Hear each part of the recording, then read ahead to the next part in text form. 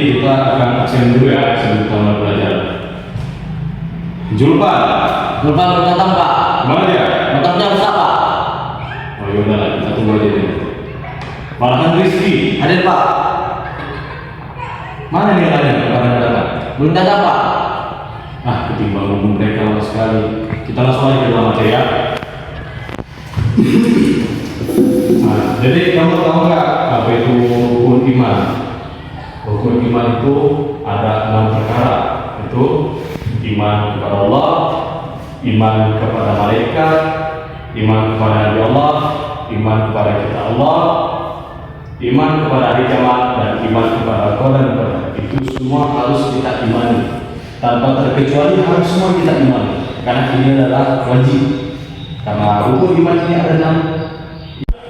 Nah, jadi yang saya jelaskan ini saya tidak akan mengulang dua kali ya. Nah, jadi Farhan, coba kamu ulangi apa yang saya jelaskan tadi. Saya tidak paham Pak. Kenapa kamu tidak paham? Saya sudah jelaskan berkali-kali. Nggak ada paham-pahamnya. Saya dengarkan kamu minta tanya soal tanya. Hah? Iya Pak. Saya mau tanya Pak. Pantes saja. Anak bodoh, gak ada bakat, gak berguna, sama sekali kamu tidak punya prestasi sama sekali. Dasar anak petani. Bodoh. Gak mau belajar Itu Farhan. Kenapa kau dia lagi sedih? Sebaiknya aku dekati dia. Siapa tahu dia bisa berbagi informasi sama aku. Farhan, Ya. kamu kenapa? Aku dihina Ya, sama bapak, dicaci maki Karena kenapa kamu dihina?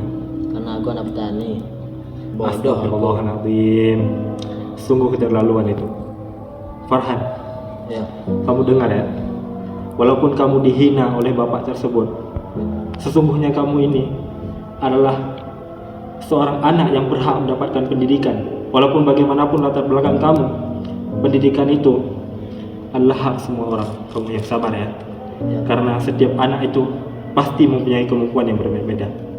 Ayo kita temui dia. Ayo kita temui bapak itu. Assalamualaikum Pak. Waalaikumsalam. Masuk. Pak, ya. Kenapa bapak memarahi anak Anda? Duduk aja dulu. Begitu Pak. Duduk aja dulu. Ya, kenapa? Aku hanya menjelaskan. Ya, kan saya tidak salah. Yang betul dia tadi kan. Bodoh, tak bisa menangkap ajaran. Bapak tidak boleh seperti ini. Ini namanya penghinaan, Pak. Penghinaan latar belakang itu tidak diajarkan oleh agama, Pak. Bapak sebenarnya bisa mengajar Pak ini. Atau Bapak ini cuma seorang guru kandungan gitu. Bapak mengajar agama, tetapi itu Bapak tidak ada asuhan. Bagaimana itu Pak? Berarti apa yang saya buat selama ini salah ya?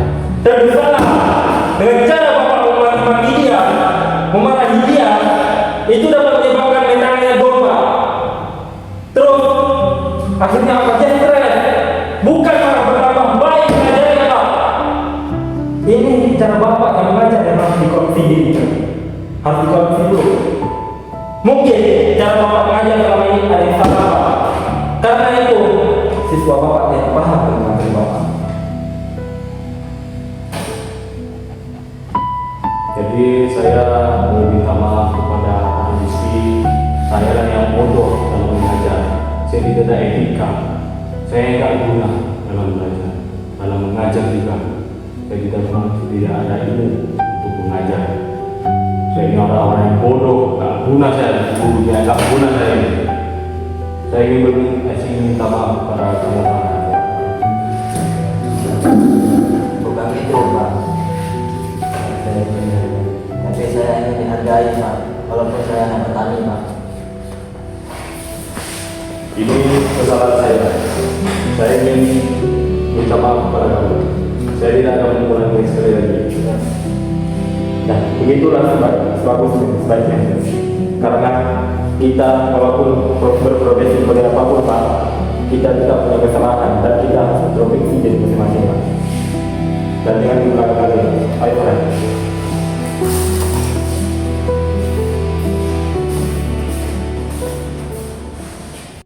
Assalamualaikum warahmatullahi wabarakatuh.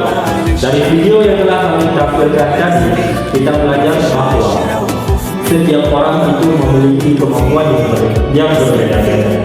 Kita tidak dibenarkan untuk saling mengejek, menghina, apalagi menghina belakang-belakangnya disertai kemudian yang dapat membuat dia stres. Dalam Islam memang jelas menjelaskan bahwa sikap menghina, mencaci, dan masuk sikap tercela.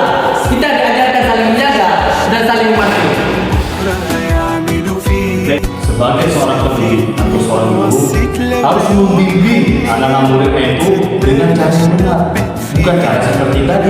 Itu dapat membuat mentalnya itu down dan stres membuat anak murid. Itu tidak dibenarkan sama sekali ya semuanya.